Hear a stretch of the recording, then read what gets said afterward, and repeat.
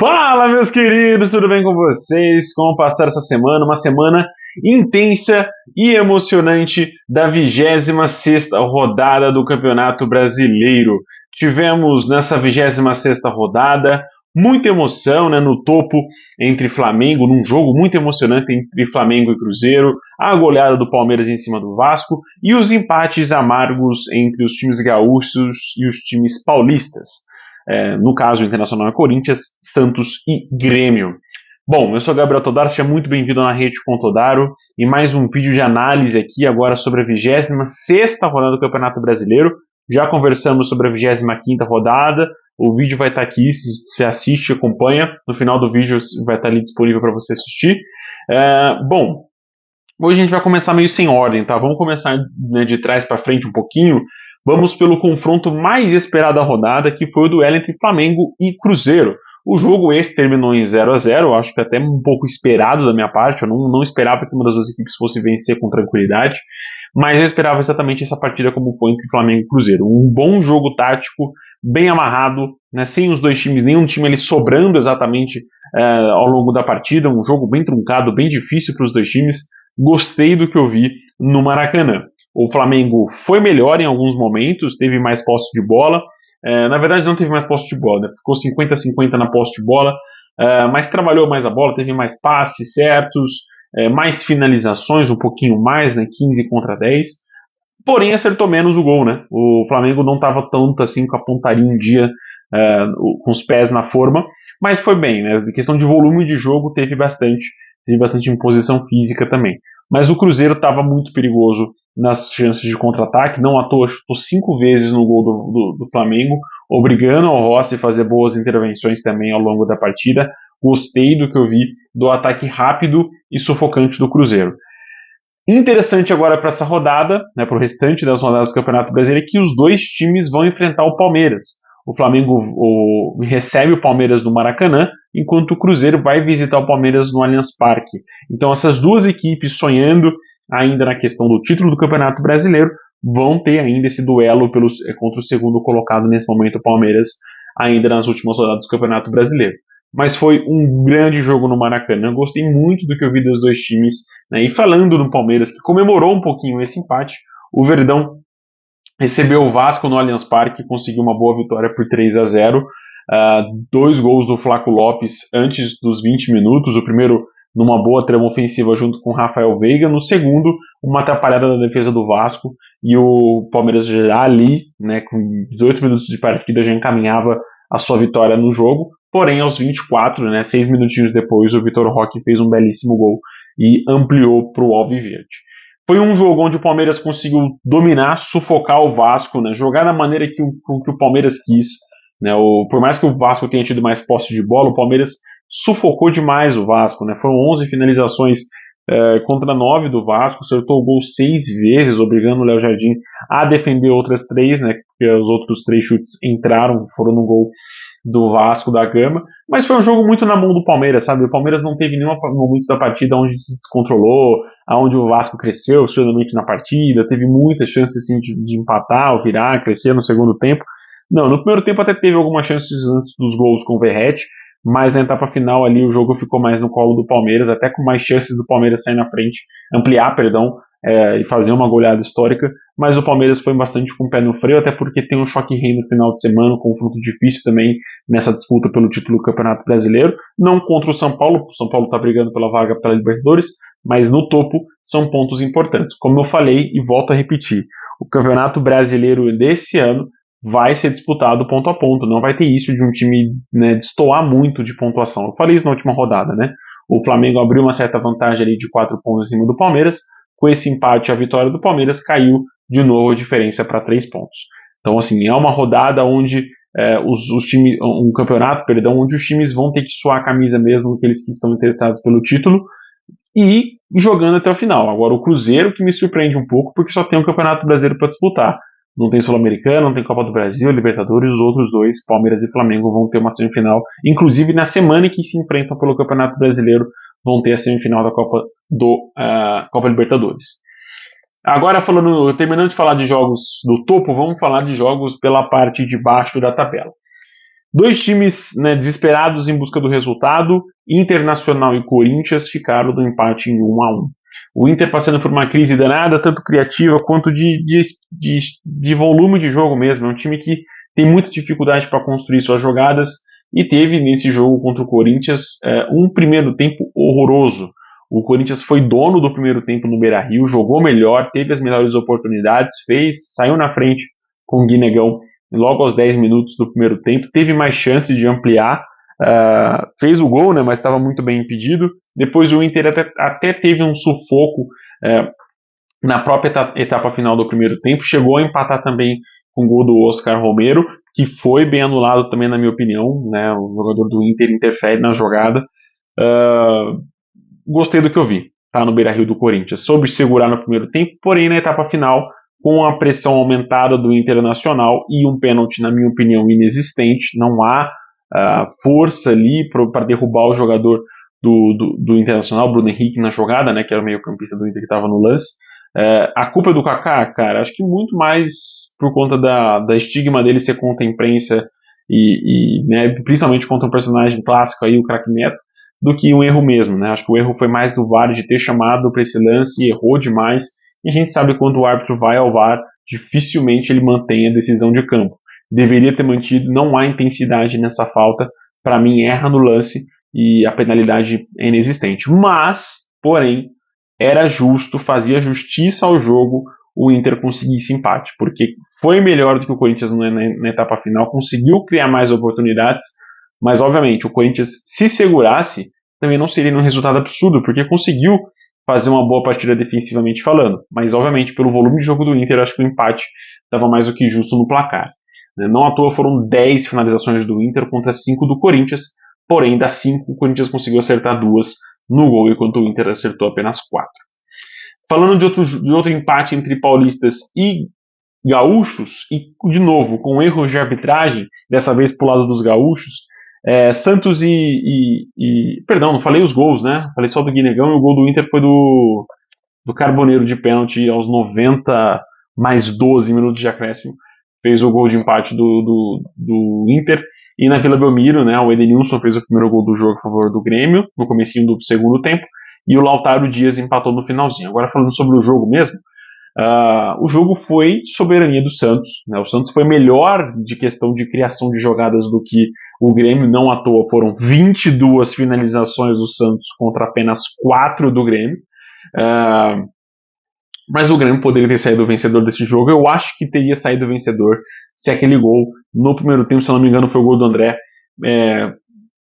se ele tivesse sido validado, né? E era para ter sido validado. Não há interferência no toque de mão ali do Edenilson dentro da área, e na regra é clara nessa questão, só deve ser anulado em toques acidentais de bola na mão, e isso para mim é um toque completamente acidental, não há movimento ali do Edenilson excessivo, ele está com até o punho virado, a mão virada, tentando a bola, mas é muito rápido o lance para ele pensar, não vou colocar essa mão na bola para sobrar ali para o meu companheiro atrás de mim, é bizarro, a mesma coisa bizarra que foi a invalidação, né, do gol do Atlético Paranaense contra o Corinthians na Copa do Brasil. Para mim são dois lances similares, errôneos de terem sido marcados essa infração. Para mim, o gol do Grêmio deveria ter sido validado e seria, né, numa falha do Gabriel Brazão, mas foi erroneamente não marcado.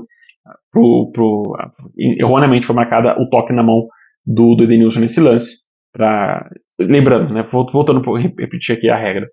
A regra diz que o gol só deve ser validado se a bola acidental, a bola na mão acidental, tivesse sido feita pelo cara que fez o gol, não do cara que participou da jogada. O toque do Edenilson não interfere em nada no lance para o cara que chutou a bola e fez o gol. Ou seja, o gol deveria ter sido sim validado por conta dessa questão. Não foi o Edenilson que fez o gol, e foi sim o companheiro dele que estava atrás e conseguiu fazer um belo gol, aliás. Mas aí no segundo tempo o Edenilson fez jus, conseguiu fazer o gol. O Grêmio estava conseguindo se segurar, mas com a pressão absurda do Santos, né, foram 22 finalizações, 6 só no gol. Era óbvio que o gol do Santos sairia em algum momento, e saiu realmente com o Lautaro Dias de cabeça no finalzinho da partida. Bom jogo na Vila Belmiro, gostei muito do que eu vi, né, tanto de volume de jogo do Santos, como de forma de se defender do Grêmio. Porém, é um resultado que não ajuda muito as duas equipes, né? Olhando para a parte de baixo da tabela, até puxando um pouquinho agora aqui o Corinthians e o Inter. Óbvio que assim, vou conversar com vocês aqui os times que estão na parte de baixo, do 12º, que é o Vasco, para baixo. Vasco, Corinthians, Atlético, Inter e Santos. Esses aqui que estão fora do rebaixamento. Meu irmão, só se vocês fizerem uma cagada gigantesca vocês entram na zona de rebaixamento. Porque, na minha opinião, nessa rodada ficou escancarado que o Fortaleza já é um time rebaixado. 21 pontos, um time completamente apático, sem vontade nenhuma, mesmo jogando. Já vou falar, né? Mas enfim. Muito ruim, né? Dos 4 que estão na zona de rebaixamento, o Fortaleza, para mim, é o que pior desempenha nesse campeonato. É um time que não sabe tocar na bola, é impressionante isso. O Sport, com vontade, foi lá atrás do Fluminense e conseguiu um empate, mas a gente vai chegar nas rapidinhas. Mas nessa zona de rebaixamento, apenas uma tragédia coloca Santos, Inter, Atlético, Corinthians ou Vasco ali dentro da zona vermelha de rebaixamento. Acho muito difícil de ter mudança até o final do Campeonato Brasileiro. Acho, inclusive, que deve ser isso mesmo de rebaixados nessa edição do Campeonato Brasileiro. Passando rapidinho para as estatísticas, a vantagem do Flamengo de ser campeão brasileiro diminuiu um pouquinho, foi para 49%, enquanto a do Palmeiras aumentou um pouco para 37%, ou seja, afunilou novamente, mas na próxima rodada isso também já vai mudar. Falando agora sobre probabilidade de rebaixamento, como eu falei, o Sport chega aos 97%, diminui um pouquinho dos 98% da última rodada, mas mesmo assim está difícil de sair dessa zona ingrata. O Fortaleza, porém, aumenta, vai a 83%, Vitória e Juventude ficam na casa dos 60%, e aí tem um penhasco de diferença, porque Santos, Inter, Corinthians e Vasco estão na casa dos 10% de chance de serem rebaixados. O Santos está um pouquinho a mais, né, que está com 18%, mas está ali naquele bolo distante dos times que estão brigando para não cair. Chance de classificação para a Libertadores, mesmo com o empate do Mirassol em casa, a chance do Mirassol de ir para esse torneio importante sul-americano é alta, né? 83%, 83,5% de chance de estar na próxima Libertadores da América de forma direta. Botafogo também aumentou suas chances a 73%, Bahia 67%, Fluminense 28% e São Paulo 27% de chance de estar na próxima Libertadores. Um dado rápido para vocês: o Flamengo segue com a invencibilidade dentro de casa nessa edição do Campeonato Brasileiro, ainda não perdeu no Maracanã. Um dado impressionante, né? 13 jogos, vou pegar aqui certinho para não falar caquinha. 13 jogos, 9 vitórias e 4 empates jogando no Maracanã. Isso também, né, aumenta, influencia o resultado que o Cruzeiro conseguiu conquistar, né, esse empate difícil que conseguiu conquistar no Maracanã. O Palmeiras tem 2 derrotas em casa, enquanto o Cruzeiro também tem 2 derrotas no Mineirão. Dos clubes que estão ali no topo, o Bahia e o Mirassol. Né, o Mirassol também não perdeu ainda no Maião, e o Bahia tem uma derrota apenas na Fonte Nova. São os times que estão no topo, né, ali no G6, no G4, que estão com a melhor, né, faixa ali de não ter tido derrotas dentro de casa. Na campanha fora de casa, a gente tem o Palmeiras e o Flamengo muito distantes do Cruzeiro. São os 2 times que menos perderam fora de casa, 2 derrotas para cada, 23 pontos conquistados longe de seus domínios. Para você ter uma ideia, cerca de 69% de aproveitamento, tanto de Palmeiras quanto de Flamengo. É uma campanha muito regular dos 2 times, e que isso, obviamente, vai resultar num campeonato disputado ponto a ponto. No retorno, o Palmeiras é o líder com 4 pontos de vantagem, 16 pontos contra 14 do Flamengo, que ainda também não perdeu nesse retorno do Campeonato Brasileiro. O Flamengo tem, se eu não me engano, deixa eu confirmar aqui, apenas uma derrota nesse campeonato, tem 2 derrotas nesse Campeonato Brasileiro, como eu falei, as 2 derrotas fora de casa, e ainda não perdeu depois da 19ª rodada do Campeonato Brasileiro, um aproveitamento superior ao Palmeiras, 77% contra 76%, mas ali, né, tá igual, tá idêntico. Né, mas de gols feitos também está idêntico, né, 21 gols para cada, 7 gols sofridos do Palmeiras contra 6 do Flamengo, um aproveitamento levemente maior no Flamengo nesse quesito. É isso mesmo que eu falei? É isso mesmo que eu falei. Vamos lá. O Flamengo tem o melhor ataque, seguido do Mirassol, né, o Flamengo tem 50, seguido do Mirassol 42 e o Palmeiras 39, junto com o Cruzeiro 39. As melhores defesas é o Flamengo, com 12 gols sofridos. Palmeiras e Cruzeiro também seguem empatados com 19 gols sofridos nesse Campeonato Brasileiro. E vamos ter emoção até a última rodada, sem sombra de dúvidas. É um Campeonato Brasileiro muito equilibrado, né? E na próxima rodada eu acho que dos 3 clubes que estão ali no topo tem chance de conquistarem os 3 pontos. O Palmeiras tem um confronto um pouquinho mais difícil, mas pelo momento eu indicaria uma vitória em cima do São Paulo no Morumbi. O Flamengo visita o Bahia, que, né, o nosso querido técnico Rogério Ceni, da ligação direta, nunca conseguiu vencer o Flamengo. E o Cruzeiro recebe o Sport de mão beijada para conseguir fazer esses 3 pontos no Mineirão. Então, assim, chance de ter mudado completamente essa rodada na próxima, altíssima, tá? O Palmeiras pode perder pontos e ser ultrapassado novamente pelo Cruzeiro na tabela. Vai a 54, mas aí o Flamengo, obviamente, abriria 8 pontos, né, iria para 58, abrir uma grande vantagem de pontos em relação ao Palmeiras, né? 6 pontos aí seria uma vantagem considerável. Passando para as rapidinhas, o Atlético Mineiro empatou em casa com o Juventude em 0-0, jogo bem morno, bem abaixo do que eu esperava, né? Mesmo com o Atlético crescendo no segundo tempo, isso não foi suficiente para o time conseguir sair do zero. O Palmeiras venceu o Vasco, o Mirassol empatou em 1-1 com o Bragantino no Maião. Eric Ramírez fez o primeiro gol do jogo a favor do Bragantino no primeiro tempo perfeito do Bragantino, merecia ter feito mais gols, não aproveitou. No segundo tempo, o Mirassol cresceu na partida e aí sim conseguiu fazer o gol de empate com o Reinaldo, artilheiro do Mirassol nesse Campeonato Brasileiro com 9 gols, mesma quantidade de gols do que Vitor Roque. Também na quarta-feira tivemos um empate na Ilha do Retiro entre Sport e Fluminense. O Fluminense sai na frente com o Lúcio Acosta, toma um empate do Lucas Lima, volta à frente do placar de pênalti com o John Kennedy, mas sofre um empate no finalzinho do jogo com o Luan Cândido.